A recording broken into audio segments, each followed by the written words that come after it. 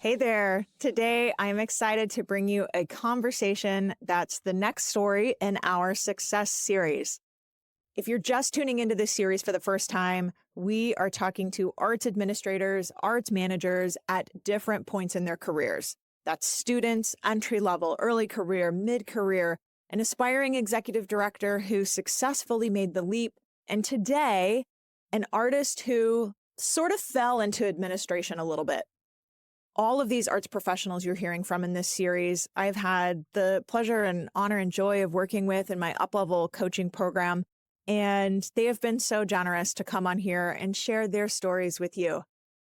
They all started from a place of experiencing challenges they were facing of some kind, which you'll hear about, challenges that you very likely have experienced at one point or another in your own career too, and they were able to break through that and just go on to crush it. So I have to say, as we get going, this idea of an artist who sort of fell into administration, as I said, is so common. I'm sure you know this. Artists who have an ensemble or started or founded an arts organization of some sort, people who created a new vehicle to deliver their art, whatever artistic discipline that may be, and then have to learn on the fly. How do we fund this thing? Or how do we handle the legal stuff? Or how do we sell tickets or, just whatever. So if you are an artist with an interest in administration, whether you are also a founder, or even if you're not a founder, but just interested or looking to expand your own career options, then this episode is definitely for you. And if you're not a working artist, that's okay too, because if I had to boil it down, I'd say a big theme or big takeaway from today is learning to give yourself the permission to be different and not be on a specific path. Like, wow, that is just gold any day in my book. So no matter why you're here, I'm glad you're here. Let's get to it. I'm Aubrey Bergauer, and welcome to my podcast. I'm known in the arts world for being customer-centric, data-obsessed, and for growing revenue. The arts are my vehicle to make the change I want to see in this world, like creating places of belonging, pursuing gender and racial equality, developing high-performing teams and leaders, and leveraging technology to elevate our work. I've been called the Steve Jobs of classical music and the Sheryl Sandberg of the symphony.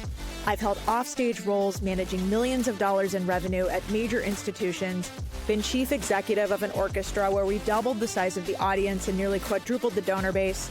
And now I'm here to help you achieve that same kind of success. In this podcast, we are sorting through data and research inside and outside the arts, applying those findings to our work in arts management, and bringing in some extra voices along the way, all to build the vibrant future we know is possible for our institutions and for ourselves as offstage administrators and leaders. You're listening to the Offstage Mic.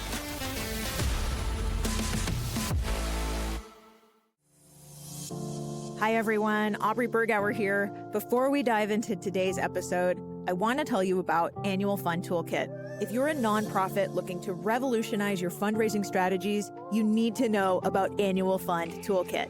They're not just another consulting firm. They're specialists in transforming annual funds through data-driven donor engagement. What sets Annual Fund Toolkit apart is their laser focus on two critical challenges: improving donor retention and growing the major gifts pipeline. You can see why I like them, right? They combine fundraising expertise, data analysis, and strategic planning to help nonprofits like yours reach your goals. I'm particularly excited about their work in the arts sector. They have helped organizations like Austin Chamber Music Center and Castle of Our Skins unlock their fundraising potential. And get this, you get one dedicated strategist to help with all aspects of running your fundraising shop, from data to major gift coaching. It's like having an entire fundraising department that intimately understands you and the arts.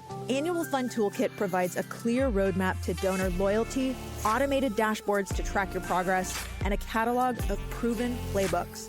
I know their founder, Luis Diaz, personally, and I think he is hands down one of the most brilliant minds in fundraising I've ever met. Whereas many arts groups are stuck with old models that aren't working anymore, the organizations that utilize Luis's advice and assistance are coming out ahead. If you are ready to take your fundraising to the next level, visit annualfundtoolkit.com. That's www.annualfundtoolkit.com. Trust me, your donors and your mission will thank you. Now, let's dive into today's episode. Hey, Jeremy, how's it going? What's on deck for today? So today I talked with Carlos Cordero. Carlos is a composer, a conductor. He calls himself an artist and a founder of a choral group, but his ensemble, or should I say he in particular, was really, really struggling a couple years ago to get noticed and to stand out and to differentiate himself in the market. Yeah, okay. I feel like I see this and hear this from folks quite a lot. You know, the question of how do I stand out in the marketplace? Yeah, and he was struggling with both himself as a composer and his ensemble. How do we set himself up differently? And it's kind of funny. He actually learned that he wasn't standing out because people literally told him. Oh, God. Ouch. Wow. Womp womp. So where is he now? Yeah, so we're going to talk about it in this interview. His ensemble is now looking to expand to different cities in Texas. They've got grant awards. They've recruited some really, really dedicated volunteers and supporters. And you'll hear in the interview why they're extra dedicated. But I don't want to give it all away. But when he realized that you can't be everything to everyone, that's really what started unlocking things for him. And he started seeing a lot of success. Okay, yeah, I love this so much. You can't be everything to everyone. And that's how you stand out, right? So, okay, let's hear the story told from Carlos himself. My name is Carlos. I am originally from Venezuela, where I live currently in Austin, Texas.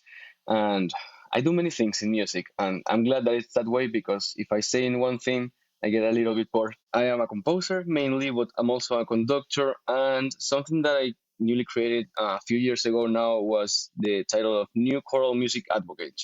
I work mainly with choral music, and I love to advocate for everybody who takes part into creating new choral music, whether it's an administrative, whether it's an artist like a poet or a conductor or a composer. There's always some way to highlight what we are currently doing for our choral arts. Fantastic. Could you tell us a little bit about how you learned about Aubrey and her work and why, as an artist, you were drawn to it? Yes. So one thing that immediately brought me to, and I have to say it was through social media, of course, but the long haul model for audience development as a composer back then, and participating in many choirs, I wanted to know, how to engage better with our community and how to understand them more, and to see also not only as a art administrator working with a choir, trying to figure out how to bring people to our concert, but also as a composer. I've always said that my voice is not only my singing voice, but also my voice as a composer. Everything that I do, how I move, what I decide to set to music. And then my audience is not only the audience that comes to the concert, but also everybody who comes into contact with my voice, right? So in that way, you see more connection and more opportunities to relate to people. In this case, I wanted to understand her model to develop that relationship with people in a genuine way and in a way that feels very current. So that immediately caught me. And I have to say that I watched every video, I read everything that I could, and it was exciting to get to know how she's just changing the way that we are connecting with others. Yeah, I think it's a little unfortunate that in the classical music world, just connecting with people really is so rare. I know, and it's interesting. Just last week, we had a concert, right? And we come out, there are applauses, right? And then we do the first piece ends, silence. I was like, what's happening? Second piece, silence, right? So it was time for me to talk. And I said, well, in my introduction, I always, like to say like, hola people, all the things about the organization. I said, people, you can applaud in this concert. This is a concert where you can be. And everybody was like, I said, this is a place where you can be. We don't have to be like, oh my God, how do I behave here? It's just be yourself, and we are so used to be told in the past, I think this is changing, but to be told like, come here, sit, be silent, right? And those things are changing. So I'm glad that, we are kind of little by little just helping people to understand that they can be in their concert. Tell us a little bit about what you do with your concerts, what you're doing with choral music, how you're advocating for different populations, different issues. Tell us a bit about what you're doing right now. So in the beginning, when I was writing music, I used to say kind of very simple, telling stories through music. It felt very generic to me with time. So I decided to research a little bit more of what I was doing, why I was picking the texts that I was selecting. So I came to this that I really love. I really love that I wake up every day and I think of, how making repertoire that helps people to have conversation on how to be kinder to each other and to ourselves.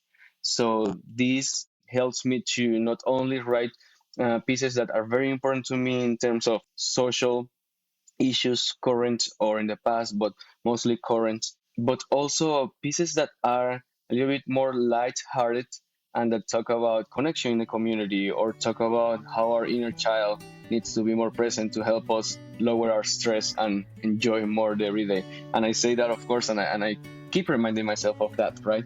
But the idea that this repertoire and this music help us to question ourselves of, oh, can I be kinder here? And I'm not saying, like we are always kind, because there are moments that our stress or situations take the best out of us, but to question that and to start to move forward, I think it's a nice way of starting, to give the first step.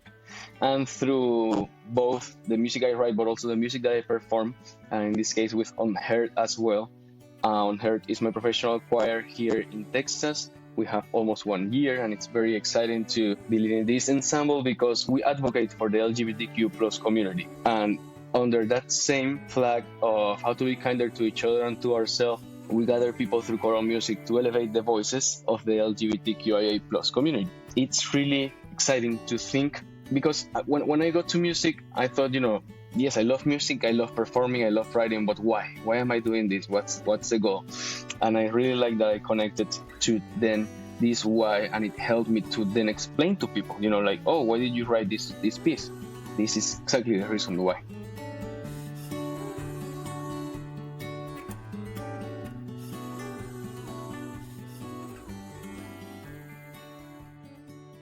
Another subjects that I really like to advocate to is I'm from Latin America, so for the Latin American community and immigrant community.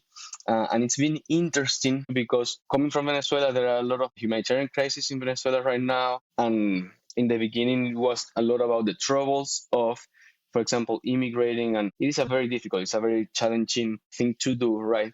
But also through this process and through working with other organizations, I've also explored what other things come with immigrating, right? So also advocating for the positive side, that you start to make roots in other places, you start to get to know people and their culture, and they start to get to know yours. So kind of advocating for those both sides, seeing the challenges, but also acknowledging that there is a lot to celebrate as well. So it's been a very rewarding refocusing of my career.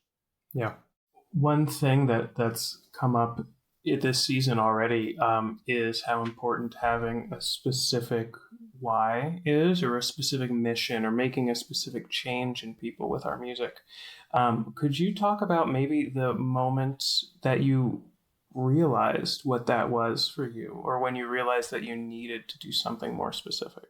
One of them was, like need-based, because I started going more to conferences, and one of them was, oh, I need to make my cards, right? So, and that's what I was like, telling stories through music, right? And I had this telling stories through music in my card. And then when I saw my card after the conference, I was like, I need something else, like I need not only visually, but also like I felt in that moment like everybody tells stories through music. This is what we do. Right, so this is the very base. But one of the really great things of then later working with Ori too is that we got to question that as well, both through my time in University of Houston, and then afterwards, you're out of school, you are kind of in the real life, and you're trying to figure out, how can I keep learning, how can I keep asking this. There was that moment of, I need to pause 1 second and think of how I want to direct this energy, because if not, it's just going to be output that doesn't have a stream. Yeah, yeah. If you put if you put I make music on your business card and you go to a music conference, everyone's gonna have that on their business card. Exactly. And I still have those cards. And it's funny to see the evolution from not only the message, but also the confidence, which is very nice. I've always said, like, I don't like to brag. In fact, it's one of the most difficult things for me. Like, I don't want to feel cocky ever. I don't want to feel like selling myself and such. And also, we need to do that, right? But the point is to understand that there were confidence there to be exercised. Yeah, yeah, yeah, yeah. And I really like your what's your tagline now again? Music that makes.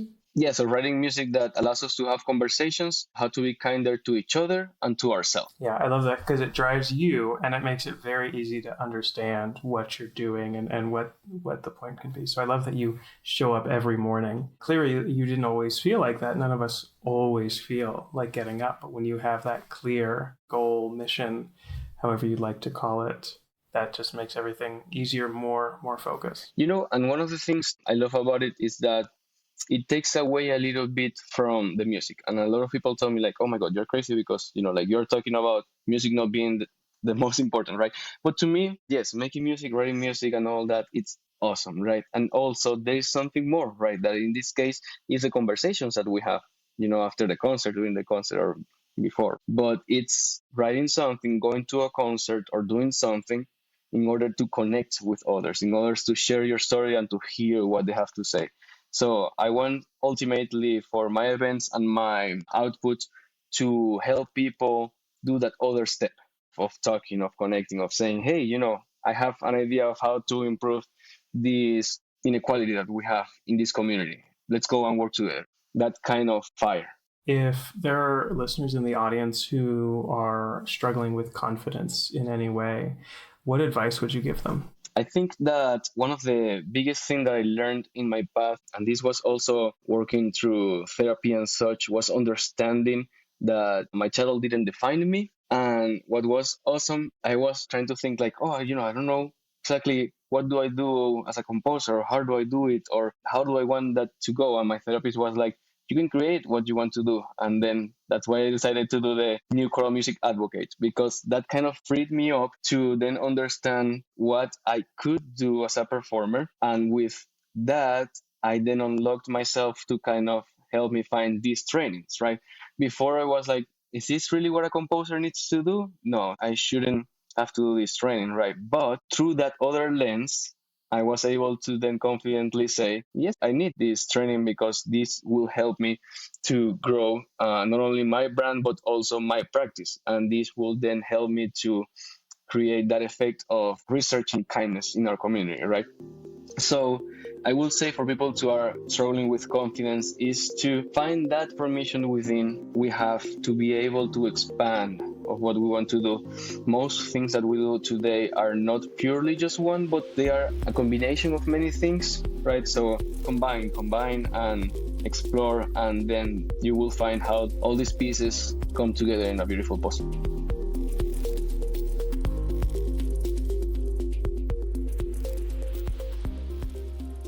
And of course, I am very grateful in that journey of trying to find that I was able then to connect with Aubrey and her community, because they not only supported this, but also kind of created the space to be able to say, here, explore, here, talk about what you want to do and just expose of what you've been thinking and let's shape it.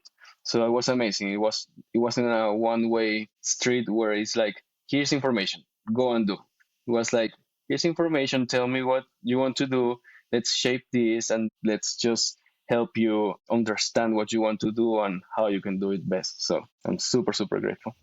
Yeah. Yeah, that's great. Book is great, but it can only talk to you one way. But when you work in a live group, you can have the back and forth, you can do the homework, you can come back with questions. Yeah, and it's always nice to have the permission there to then feel comfortable to be. I think in our field, always want to portray that we have all the answers and that we know everything that we're doing and everything has a reason, right? But in reality, and I've been very, very comfortable lately to just accept that sometimes we don't have the answers. Sometimes program a piece or understand fundraising But that then helps me to find the people that will help me to say, I don't know this thing, can you help me? And that's the first step. Your ensemble Unheard, you started about a year ago, right? What are some of the steps that you took to found that? What did that look like? It's interesting, the idea of starting something like this has been for years and years. But again, there was confidence then there to have to be nurture and nurture and nurture. And the first thing that you could think is getting the people, picking the repertoire, making the plans. But to be honest, the first steps were getting these courses. I did both Aubrey's training, but also I did the Chorus America leadership training. These two leadership subjects, what was interesting is that they could talk just about the mechanical parts of what making an organization is. You select bylaws, you do this, you do that, right? But these talk about why as well. Why you do this? How do you manage yourself in the midst of this and that? And and all of that was just kind of the training that I needed in terms of starting to ask myself, why do you want to do this? How do you want to do it? The last thing that I thought, to be honest with you, is that I will end up with a professional choir of tenor bass choir here in Austin. Because first of all, I love mixed choirs. Doesn't mean that I love less tenor bass, but it was the one that I knew the least about, right? And then to be able to kind of jump into it and say, okay, we are going to learn, right, was part of that journey. Besides all of the other learning that I'm doing as executive director and such, it was also part of that journey. But I remember part of the training with Aubrey was also seeing that then trailblazing of, okay, here are rules. This is the way that we used to do it. And this is the way that we can make not only this easier or more effective and more genuine. Something that I loved so much. It was the humanity that we could share in there, not only from her, but also from the guests. And in between us, talking just about it's easy to hide behind the jargon of contracts and such rules of ways that we used to do things, but also why not just be genuine and say things how we say it and communicate what we need and get the results that we want. So I would say that was kind of the first seeds to do this. Later on, of course, when I was like, okay, I'm ready, okay, I'm ready, okay, I'm ready, was of course the idea of searching for support, both financial and artistic support. And here in Austin, it was just beautiful to find people who wanted to advocate with me for our LGBTQ plus community. Mm-hmm.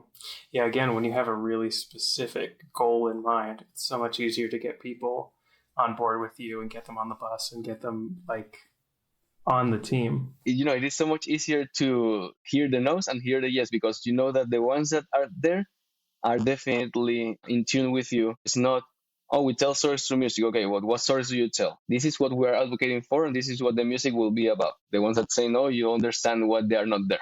Yeah. I had the same thing. I asked Aubrey recently at office hours, we need more board members. How do I get more board members? And her advice was decide what you want board members to do. And then it's easy to say, no, I don't want to do that. Which is interesting. You want people to help, right? But then what do you want people to help with? Because sometimes you get people and they are like, oh no, but I don't know any of that. Right. And then you are kind of, okay, but these are the things that I need. So it's one of the struggles, I think, of what we do. When we see something that it's positive, it's hard to say that's not what I need, because you are like, this is help. People want to help. Why would I turn down help? But the reality is that in the priorities of what we are doing, that might not be what we need right now. So it's okay to say we need to pass. That's the most difficult part. Yeah, that's very hard, especially when you're just starting out. So you've been around with Unheard for a year. You've done some really great concerts already with really specific awareness goals. What do the next couple of years look like for you and the ensemble? So right now we just opened last week, this past Sunday, our second season. And I have to say that one of our goals right now, because in the first year it was to kind of establish what we did and who we are in the city, right? So that's our first step.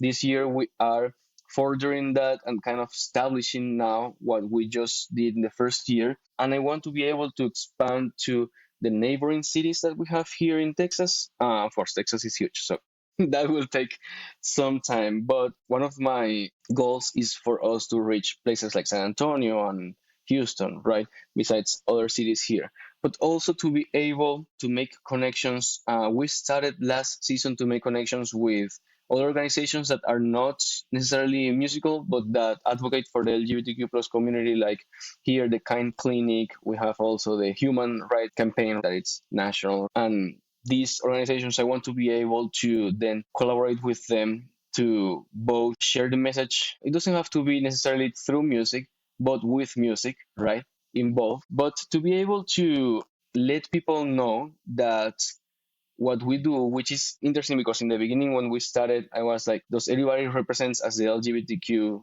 plus community in our choir, right? And it's not, it's mostly, right? But we also have the allies too, which is super important for us to recognize that amidst the LGBTQIA, right, we also have the allies who play an enormous part of making our community kinder for ourselves as well, right? So to establish kind of that idea of who are the people in my community that are going to have my back and are going to support and celebrate me, because in the end of the day, we are trying to still find acceptance, which is difficult to say because, like, why will we need acceptance in some ways, but trying to find peace of mind and understand that we are not at risk.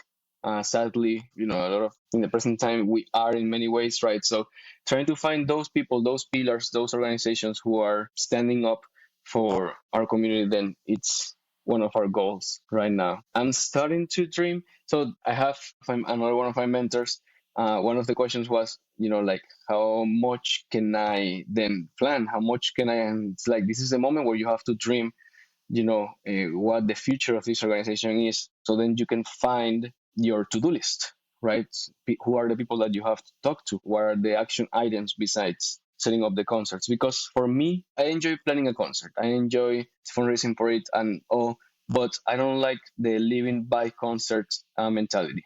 I like to think of how are we building the future, right? And how is that fitting the next concert that we have? That's fantastic. And again, with such a clear mission, it's going to be so much easier to recruit people and get that support and move forward. One of the other things it does is it allows you, like you said earlier, it allows you to say no to opportunities or no to ideas when yes is so clear. Carlos, thank you so much for joining us. If somebody wants to connect with you, how can they connect with you? And then how can they connect with, learn more about or support the Unheard ensemble? Of course, thank you so much. So thehappychoir.com is my brand. There you can find me and find my email, thehappychoir.com, and then unheardchoir.org, or you can find us in social media. Thank you so much again for being with us today. Thank you, Jeremy. Good marketing talent can be hard to find. That's why I'm so glad I discovered Marketer Hire. As my business has grown this year, I can definitively say a part of that growth was because of the way Marketer Hire helped me not just find good marketing talent I needed, but how fast they did it and how they worked to match me with the perfect people. First, I reached out about an email copywriting project and email platform migration we were going through, and Marketer Hire matched me with Jamie within a week. A few months later, we needed technical support on our Google Analytics, and they had us connected to Alec within days. Both Jamie and Alec needed zero training, were incredible to work with and experts in their respective areas, and most important, they completely delivered on time, on budget, and got the results I needed. What I like about Marketer Hire is that you can engage someone for as long or short as you want. I hired Jamie for a 3-month project, for example. On the intake call, they really listened to what I said I needed. I even said that I need someone with an interest in the performing arts. And it turned out Jamie had a theater background and is still a member of her local thespian troupe to this day. Both Jamie and Alec were able to move my projects forward so much quicker than if I had led a traditional hiring process or search.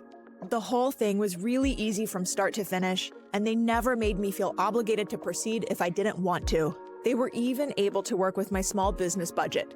At your arts organization, imagine working with Fortune 500 level talent who ramps up to understand your work fast and then delivers great results.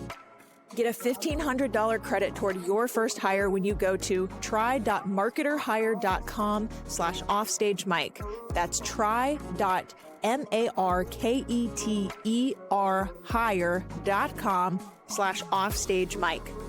Whether your arts organization needs email copywriting or Google Analytics set up like I did, or if you need paid ads, paid search, or even a fractional CMO, Marketer Hire will get you set up with top talent fast. One more time, that's try.marketerhire.com/offstagemic to get started and get your $1,500 credit.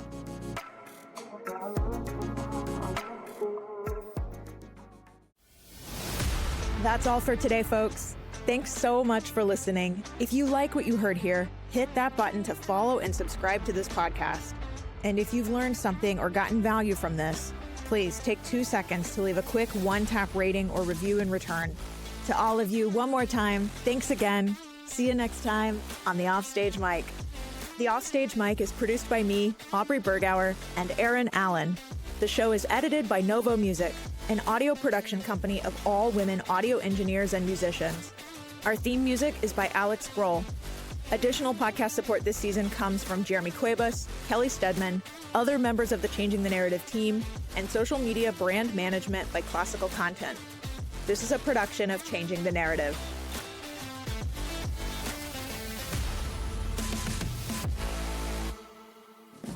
And we're back. Today on Top Tunes, the music production... Is it just me, or does this sound terrible? Wait, I think I heard of someone who might be able to help us. There's this company called Novo Music. They provide across-the-board audio solutions, from recording repair to audio editing to original music and sound design and beyond. Well, what are we waiting for? Today on Top Tunes, the music... Now that's better. Novo Music, conducting your creative vision. Find out more at novomusic.co.